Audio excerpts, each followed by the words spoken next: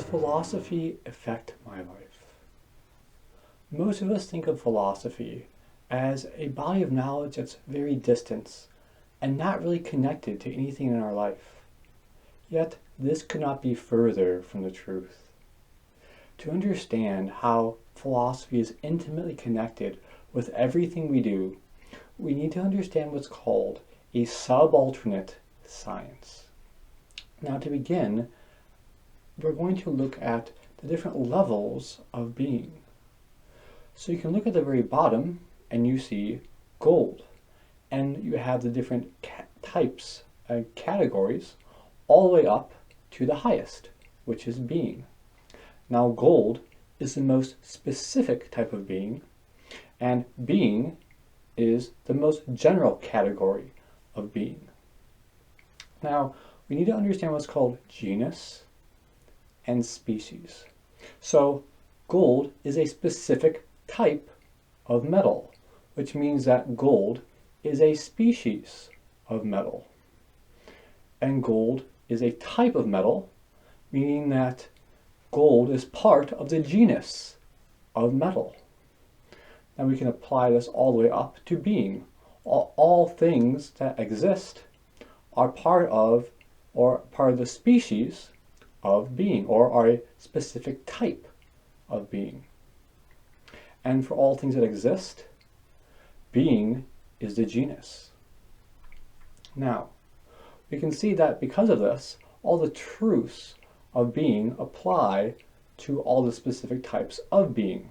All the truths of metal apply to the specific types of metal. But all the truths of the specific type of metal or being do not apply to the genus. And this is the foundation of a subalternate science. So let's look at the science of engineering, a very practical and easy to understand example for subalternate sciences.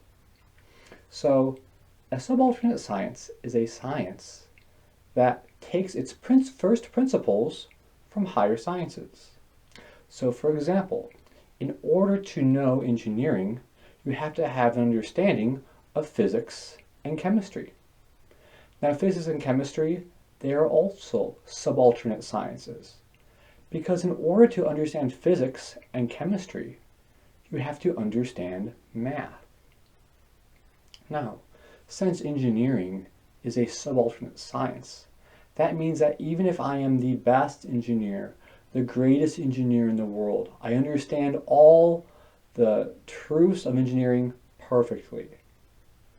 If I have a fundamental misunderstanding of math, such as I believe that 2 plus 2 is 4.1, when I go to build that bridge, I'm going to run into problems. So you can very easily see how subalternate sciences, even if we understand them perfectly, if we misunderstand fundamentals in the higher sciences, our outcome of whatever we are doing can be completely distorted and corrupt. Now, this applies to our daily life as well. Now, being is the highest of all categories, and metaphysics is the science or study of being. So if we misunderstand metaphysics, no matter what we do, whether we are a baker or a chemist or a zoologist or anything, we're going to have fundamental misunderstandings in what we're doing. Now let's take a very practical example, psychology. Psychology is a study of man from the view of his mental health. So in order to understand psychology correctly, we need a fundamental understanding of morality, because man's intellect was designed to do the good, to please God, to do things that are as God desired. So if we're sinning, we're going to have a negative effect on our mental health. So when we look at the higher sciences, we have metaphysics and we have philosophy of nature or physics. Now, if we have a metaphysical assumption that there is nothing but the material, nothing immaterial exists, all that exists is matter, that's going to affect our philosophy of nature, because we're not going to have the traditional understanding of nature as we would see in Aristotle or St. Thomas. And once our understanding of nature is disturbed and corrupted, we no longer have natural law. We no longer have natural law. Our understanding of morality is completely distorted. While morality is distorted, the psychologist can no longer aid the person in restoring their mental health, because man is happy and enjoys his life when he does the good and embraces the good. If he lives for pleasure and worldly ends, he's not going to attain that happiness.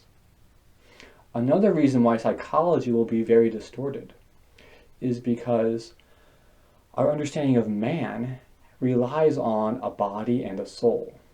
But if our metaphysics is distorted, we no longer believe that man has a soul.